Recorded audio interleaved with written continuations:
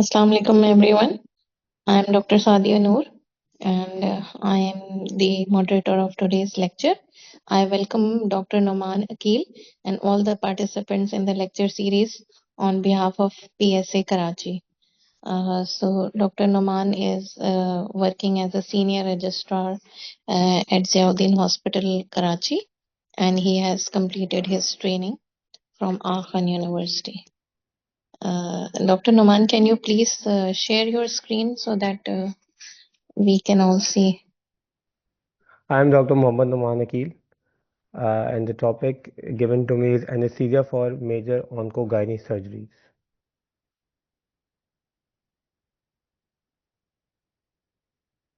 The aim is to provide a practical yet academically comprehensive understanding.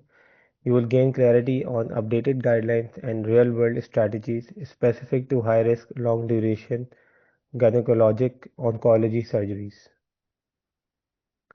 Gynecological oncology surgeries differ from routine gynecological procedures because of complex resection requirements, long anesthesia duration, major fluid shifts, and unique oncology-related risk. The patient's baseline health is often compromised, requiring optimized peri-operative care and vigilant monitoring. Scope of onco-gyne surgeries. Understanding the surgical steps help in anticipating hemodynamic instability, blood loss, fluid requirements, and postoperative complications. These are the few surgeries which are common in oncogyne surgeries like radical hysterectomy, ovarian cancer cytoreduction, pelvic excision, CRS plus HIPEC for ovarian cancer, and vulvar cancer surgery. Key anesthetic challenges. Major fluid shifts and unpredictable blood loss requiring precise hemodynamic management, long procedure with high risk of hypothermia, metabolic derangements, and airway edema, increased risk of thromboembolism, mandatory perioperative VTE prophylaxis, post-operative pain varies widely, multimodal and regional strategies essential. These challenges highlight the need for advanced monitoring, proactive management, and adoption of RAS elements to reduce morbidity.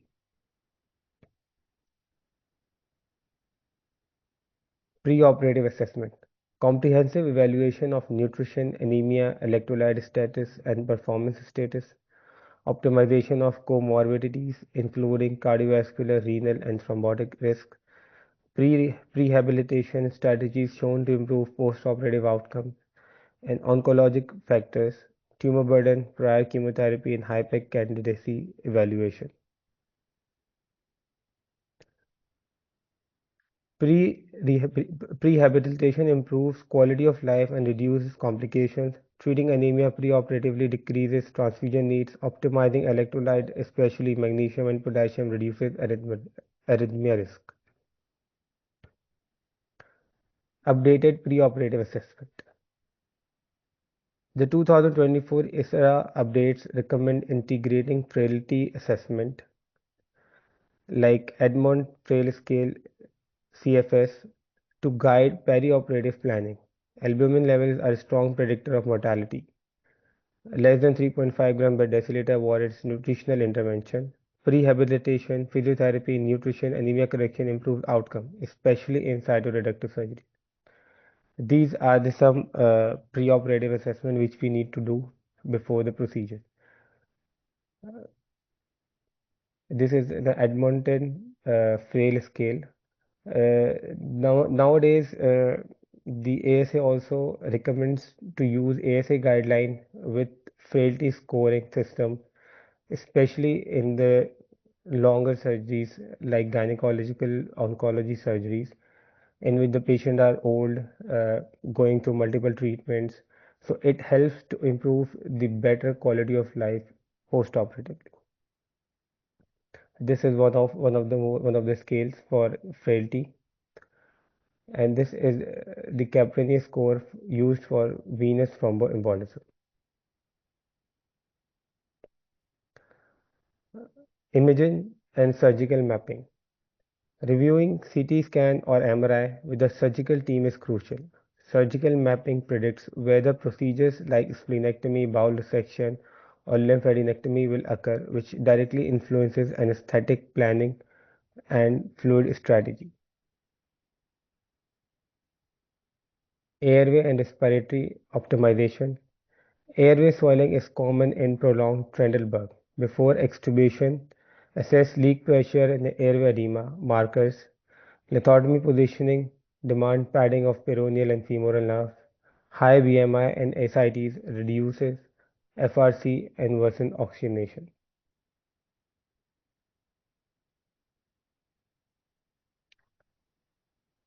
Hematologic and coagulation optimization. Correct anemia. Evaluate chemotherapy-related cytopenias. Plan restrictive transfusion approach. Preoperative iron if indicated. Recent evidence supports restrictive transfusion threshold, but optimizing anemia preoperatively is still beneficial. Chemotherapy can affect platelets and WBC counts. Reviewing recent labs is critical. This is one of the studies which talked about the characterization of preoperative anemia in patient undergoing surgery by a gynecological oncologist and association with postoperative complication. It is stated that uh, it is important to improve the anemia before the surgery. Uh, Otherwise, post-operatively, it can uh, increase the length of stay of the patient.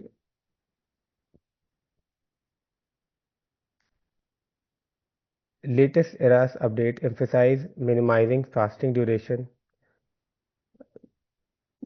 It talks about the carbohydrate loading unless contraindicated, using multimodal analgesia, and early post-operative mobilization. Carbohydrate drink reduce insulin resistance and post-operative nausea. Thromboprophylaxis is critical in cancer patients due to hypercoagulability. These are The question is in the ERAS protocol, that is preoperative oral intake safe and how can I convince my anesthesiologist? In alignment with Anesthesiology Society guidelines, patients should be encouraged to consume clear liquid until 2 hours prior to surgery. Pre-operative carbohydrate loading prior to surgery improves patient satisfaction and comfort.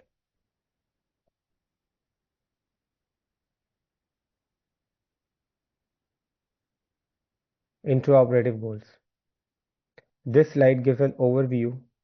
Each principle will be expanded in later slides, like stable hemodynamics, minimize stress response, goal-directed fluid therapy, organ protection strategies, effective multimodal analgesia, and prevent hypothermia. Anesthesia techniques. GA remains the standard due to surgical duration. Regional blocks improve recovery, reduce opioids, and decrease post-operative illness. Evidence comparing TIVA and volatile anesthetic in cancer recurrence is inconclusive. Current guidelines do not mandate TIVA.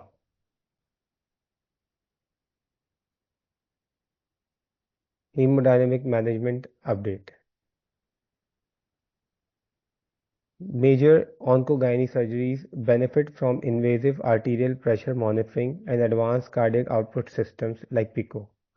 Stroke volume variation or pulse pressure variation guides fluid therapy in appropriately ventilated patients. Continuous lactate monitoring detects early hypoperfusion. Central venous access recommended for exenteration and HIPEC surgeries.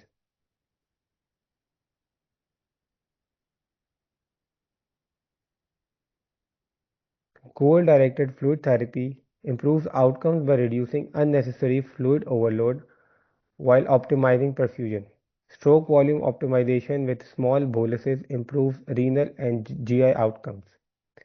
Cancer surgeries carry risk of third space loss, but routine liberal fluids worsen edema and delay recovery. Closed loop system increasingly used in high volume centers.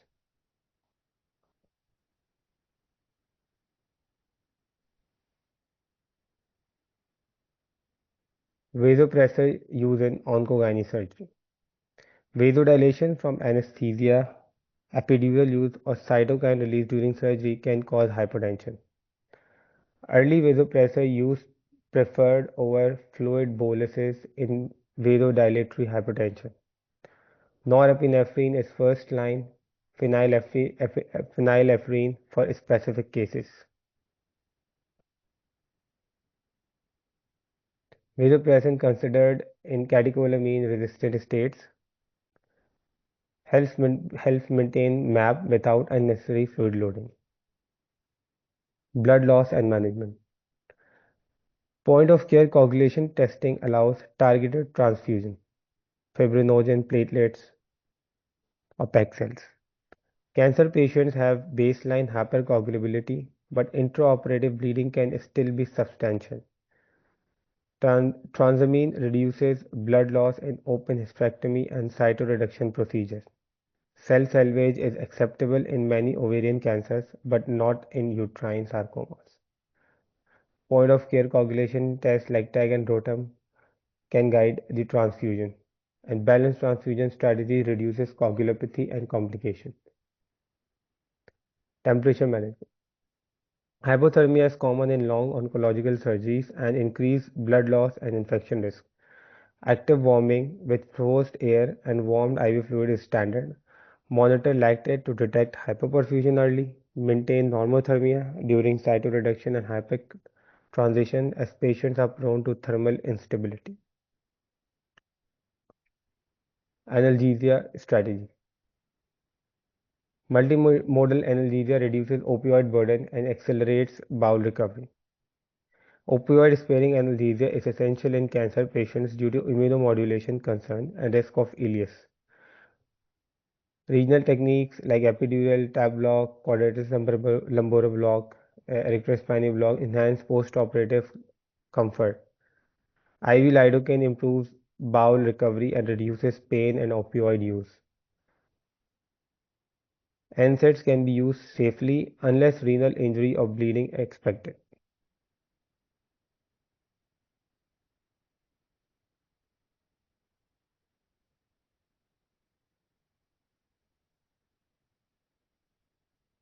Regional anesthesia techniques. Epidural remains the gold standard for open midline incision due to superior analgesia. Tab block and quadratus lumborum block are effective alternatives when epidural is contraindicated. Erectrospinal blocks provide thoracoabdominal coverage and is safe in anticoagulated patients. These blocks reduce opioid requirement and improves early mobility. Epidural complication increases if platelets is less than 80,000 or if patient is on full anticoagulation. Tab block gives somatic pain relief but lacks visceral coverage. Quadratus lumborum block provides longer duration and some visceral component. Erectrospinal provides broad dermatomal coverage. Decision individualized based on bleeding, risk, and surgical extent. PONV prevention strategy. Gynecological cancer patients have high baseline postoperative nausea vomiting risk.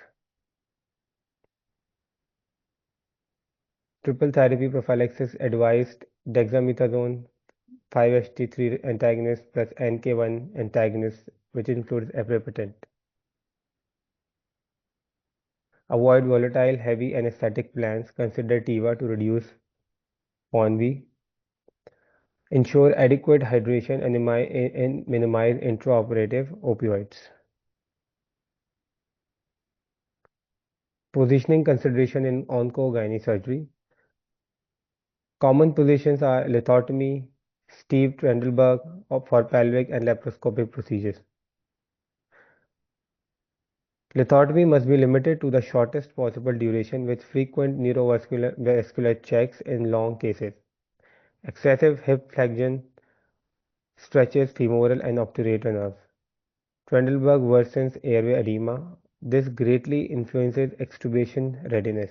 Use gel pads, pressure relief cushions, and ensure neutral head and neck alignment.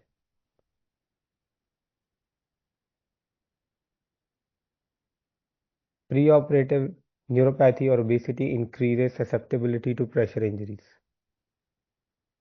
Overview of common surgical types.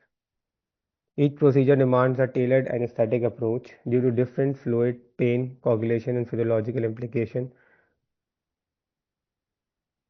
Radical hysterectomy. Radical hysterectomy involves removal of the uterus, cervix, parametrium, and upper vagina, usually for early stage cervical cancer. Pelvic lymph node dissection is typically performed, with ureteric tunnel dissection posing hemodynamic variability during manipulation.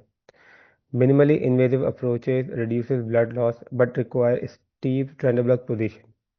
Extent of dissection can influence post-operative bladder function. Ureteric dissection can cause strong vagal responses.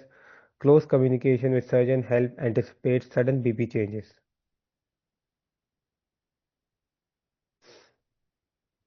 Moderate blood loss is expected during parametrial dissection due to rich pelvic vasculature. Trendelenburg reduces functional residual capacity and increases airway edema risk. Fluid management should be conservative. Pain is typically somatic and visceral. Epidural analgesia provide optimal control. Nerve injury risk from lithotomy positioning necessitates careful padding and limited duration. Trendelenburg for more than 3 hours increases airway edema. Perform cuff leak test prior to extubation. Remifentanil or TIVA can improve hemodynamic instability. Bladder and urethral manipulation can cause post-operative renal issues. Monitor urine output closely. Cytoreduction. Cytoreductive debulking surgery aims to remove visible tumor from peritoneal surfaces, diaphragm, omentum, pelvic organs, and sometimes bowel. Operative duration often exceeds 6 to 10 hours with substantial blood and protein losses. Risk of post-operative complication increases with residual disease and extent of organ involvement. These cases often precede HIPEC, the most physiological disruptive surgery in gynecological oncology. Expect up to 5 to 12 liters of fluid shift including ascitic drainage. Albumin replacement often needed. Aggressive temperature management is crucial.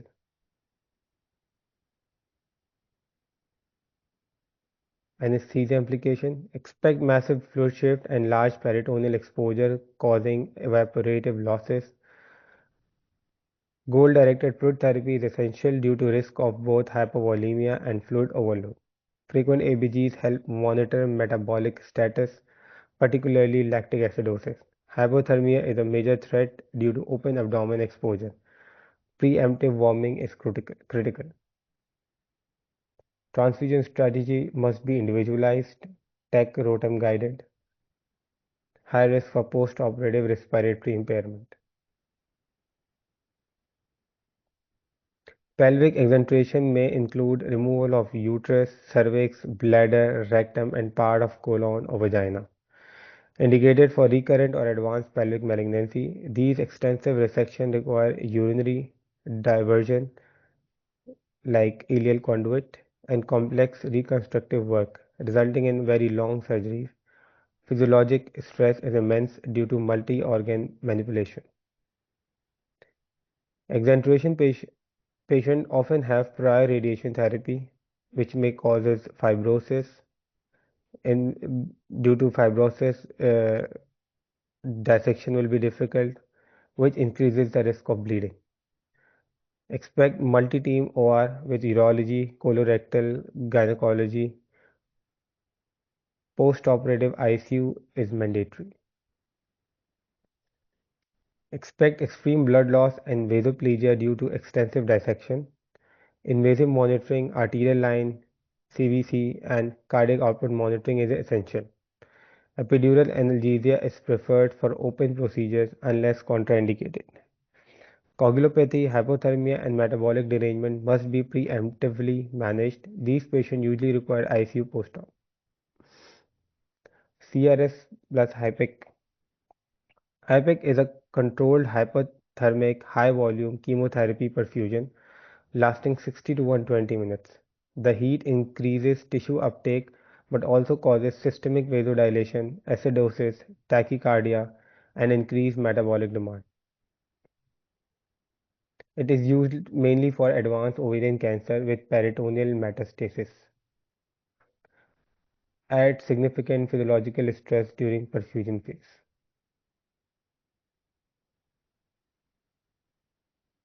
Anesthetists should anticipate temperature spikes more than 39 degrees despite cooling. Increase minute ventilation to compensate for metabolic acidosis. Avoid hypovolemia before hypec phase to prevent hemodynamic collapse. All staff require PPE to avoid chemotherapy exposure. Ensure OR airflow management.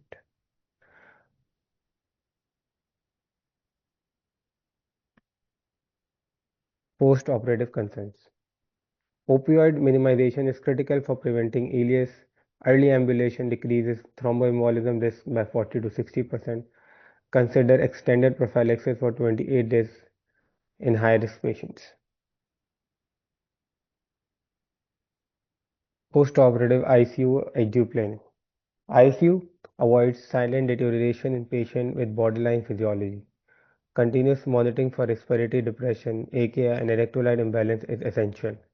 Most exenteration patients require at least 24 to 48 hours of IDU or ICU support. Evaluate need based on comorbidities, transfusion, volume, and hemodynamic stability. Indicated for long surgeries more than 6 hours with major fluid shift or vasopressor use. Early postoperative monitoring prevents delayed recognition of complications. Cancer patients have a 2 to 4 times increased risk of postoperative venous thromboembolism. Extended low molecular weight heparin prophylaxis improves survival after pelvic cancer surgeries. Mechanical prophylaxis can be used. Early mobilization is very important in these patients.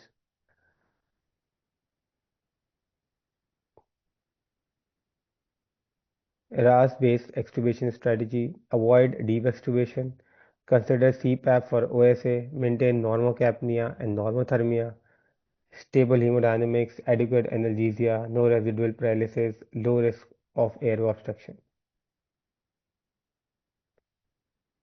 RAS-based approach improves outcomes. Goal-directed fluid therapy minimizes complications. Early vasopressors are preferred. Renal analgesia essential. Vigilant post-operative care. Some summarize the philosophy: precision anesthesia, organ production, and enhanced recovery. Thank you very much.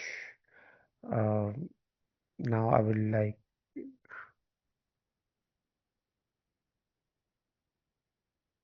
Thank you, Dr. Nauman. And if the participants have any comments or any queries, if for questions, you can comment in the chat box. And any senior out there who want to comment on the topic, your valuable.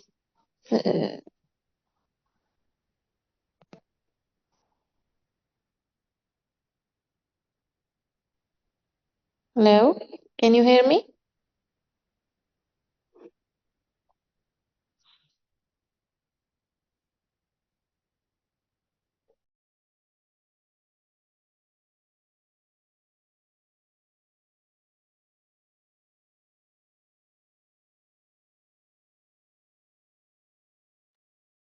Hi, good evening. Yeah, I can hear you. I think everybody can hear me. Yes, we can hear you. Yes, Hi, sir. all right. I'm Dr. Tabish. I'm the anesthetist. I'm not very senior, but I have a good experience of doing this CRS hypec surgeries. Actually, in the background, I have been trained in Holy Family Hospital, Rawalpindi. It's a government setup hospital, so definitely we were not exposed to such sort of surgeries there. And I gave anesthesia for these patients when I was working in Oman, actually in Muscat.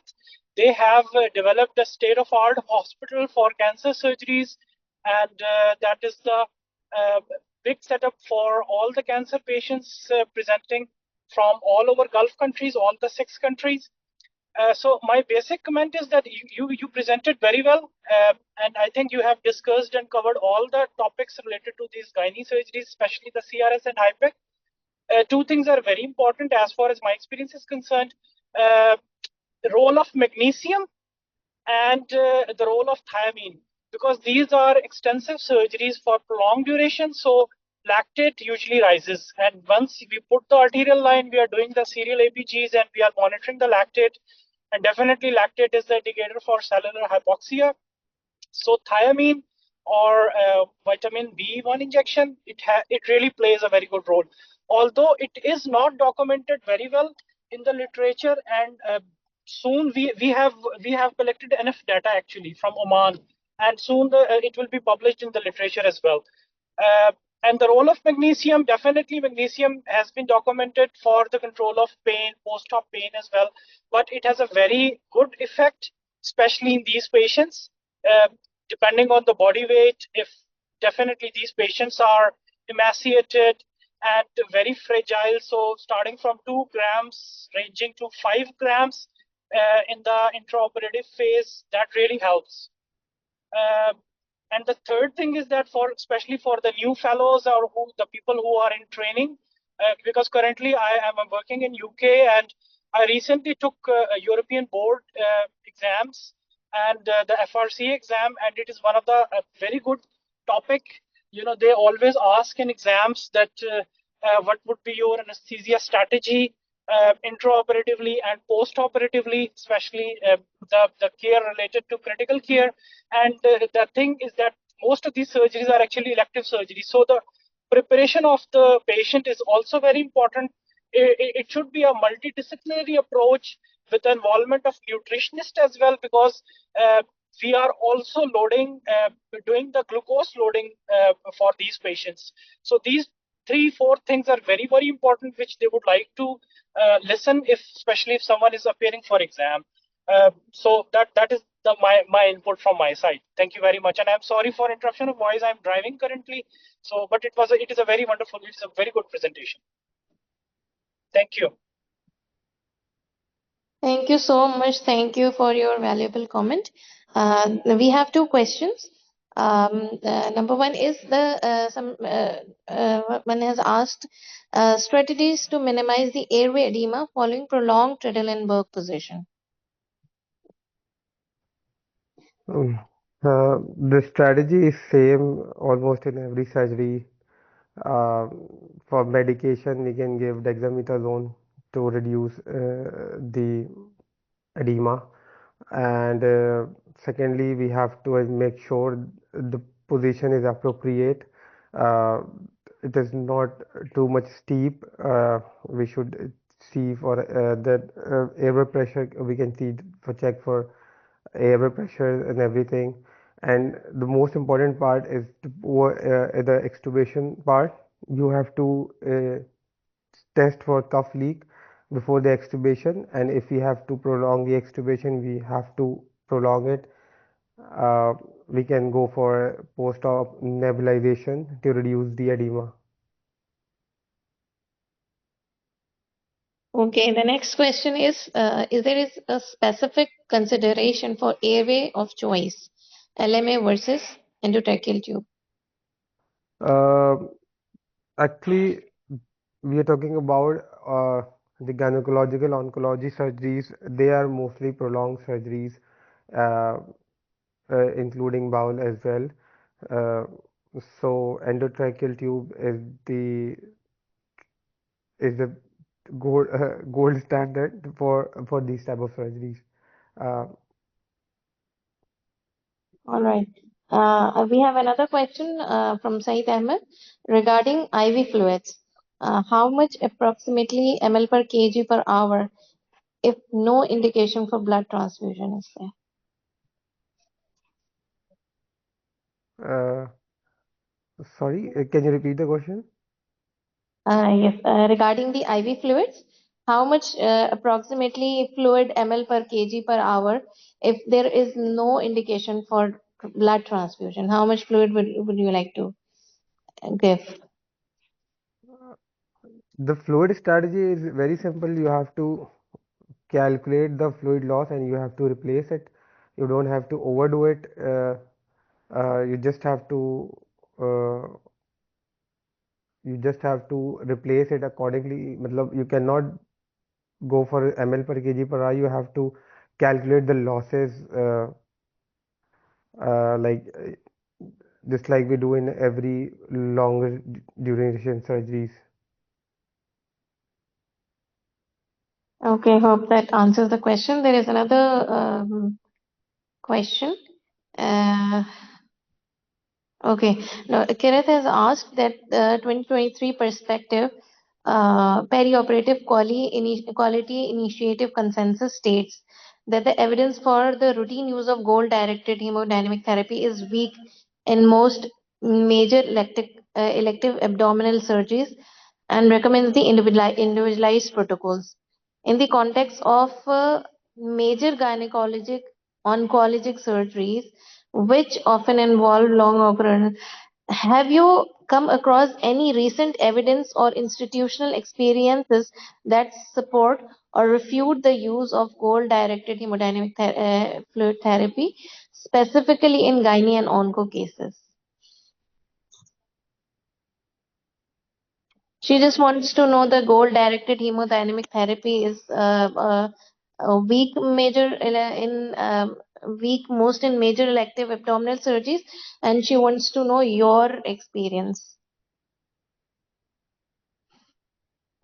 Obviously, in our setups, we mostly do not use these type of monitoring. Mostly we are going with the A line only. We don't have like Pico and Litco and esophageal Doppler easily available in our setups. Uh, so we have to like mostly go with A line, stroke volume variation or pulse pressure variation. Obviously, it is recommended to use goal directed therapy, but it is not denying to use otherwise. मतलब we have you can use ये जो obviously there are many studies which support and refute. मतलब we have to search it again to get the answer correctly. I think it's practically speaking, Yeah, we cannot always follow the protocols, all of the yeah. protocols that are used in the goal-directed therapy, and all the other protocols.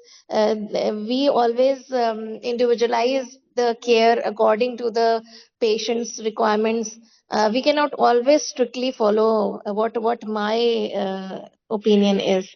Yes, Um, definitely we can get anyone? the help. We can get the help of many different monitors available to our setup, and we have to individualize this practice with every different surgery and every different patients. So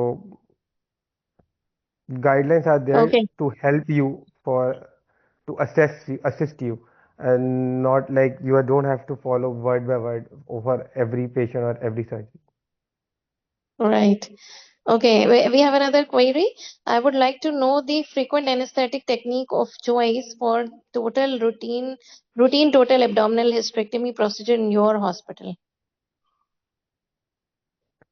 If it's a simple hysterectomy procedure, we usually go for normal general anesthesia with endotracheal tube intubation, uh, with monitoring as required by the patient. If the patient is critical, we use A-line CVP. If the patient is ASA2, the otherwise healthy, so we use only no invasive monitoring. So it again depends on the type of surgeries and the type of patient we are dealing with. Right. Okay, Dr. Shahid has asked the role of focus in fluid management.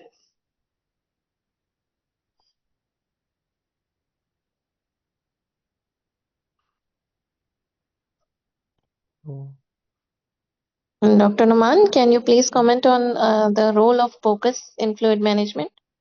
Mm, I haven't gone through anything related to during like with about these surgeries.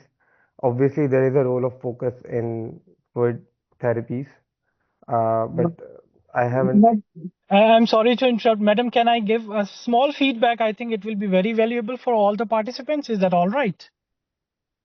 Sure. We have time. All right. So it is a very basic. Actually, it is very important for all these surgeries, especially if you are doing these cytoreductive surgeries with HIPEC. The fluid management, as Dr. Nauman told, he is very right. There is no role for GDT or goal-directed therapy for fluids because these patients are individualized, and the problem is that these patients are having cancers. They underwent chemotherapy, radiotherapies, so there is a multi-organ system dysfunction, and the handling of fluids is not as normal as we find in ASA 1 or 2 patients.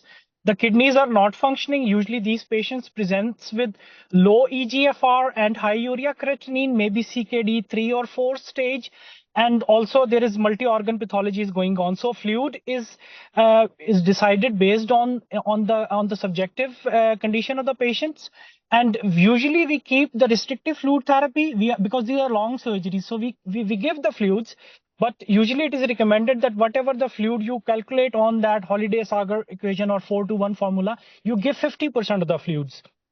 But there's definitely fluid loss as well because there is extensive exposure of the surgical field, ongoing losses are going on. So the role of POCUS is also very important. Yes, it carries a very much significance, and you can put, if you are very well experienced, you can put this transesophageal probe, echo probe, and you can see the contractility. What I was doing in my previous hospital, we have a new system called non-invasive monitoring of the cardiac output. You just insert the arterial line, and then it can be connected by the monitor to the main monitor, and you monitor the systolic pressure variation, SPV, pulse pressure variation, SPV, PPV, and stroke volume variation. It will give you a very good idea. These are actually the minimally invasive techniques which are available in good setups or if you have monitors. And based on that, the target is that you have to keep the SPV in between below 15% variation, then PPV below 12 millimeters of mercury, and SVV below 10 millimeters of mercury as well. So actually there is a guideline for all these onco-gyne onco surgeries, especially the patients if they are going for these cytoreductive surgeries. Uh, in addition to that, the role of hypothermia, it is also very important to keep the patient normothermic. Because of these extensive surgeries, the patient becomes hypothermic, and that starts the lethal triad actually. So the patient will not die because of fluid deficit or something like that, because of hypothermia. And the very important thing I think somebody has mentioned, and I have documented as well in my comments, is that sometimes the surgeon requests extensively Trendelenburg or head down position, so that can cause besides airway edema, that can cause cerebral edema, and that is catastrophic for the patient at the end of the surgery. Even if you have done everything correctly during the surgery, during the intraoperative period, but the patient will have cerebral edema, high ICP, or some cerebral complications in the ICU. So to avoid that, what we were doing is that any surgery, CRS or HIPEC in Trendelenburg position or extensive head down position for more than 4 hours, we were giving mannitol infusion. Not too much, but it was just 1 milligram per kg body weight. According to that, you can calculate. I think the guidelines are available, and that has really a very good effect for that. So the fluid management is also very important in these surgeries. Thank you very much. Thank you, Dr. Abish. Dr. Ahmed has asked what monitoring. I guess it's already been discussed. And what's your target map during these surgeries? And he's also asked the effect of diaphragm stripping on ventilation. I think target map again, it's very individualist individual thing to like. You have to see the surgery, you have to see the patient, you have to see the blood loss going on during the surgery. There are many things to consider. Now, we are just discussing the overall concept of the surgeries. Right now, we are not discussing a specific patient or any specific case. I guess it should be kept above 60, 65. It Uh, again depending on the patient. If there is a cardiac mm, blood hypertensive patient, you have to keep it above 65 or 70. If it's not, you can keep it like 60 or 65. It again depends on the um, surgery patient and everything.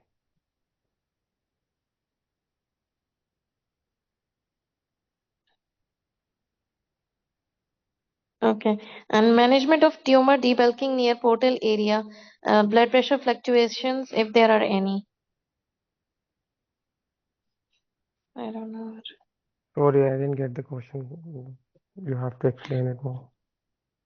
He's asking for the management of tumor debulking near the portal area in concern with blood pressure fluctuations. Are there any specific or special concerns when the surgeon is working near the portal area? There are always the concerns. It is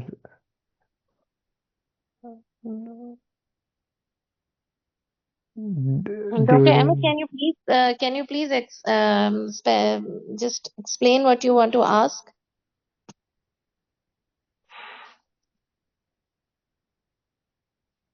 I guess he's gone.